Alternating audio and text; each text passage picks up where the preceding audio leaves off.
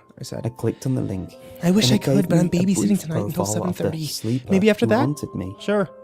Kyle and Her Kimber name hugged was goodbye, and then Viola. Kimber rushed back to A her sweet house name for an as something innocent old crashed lady. inside.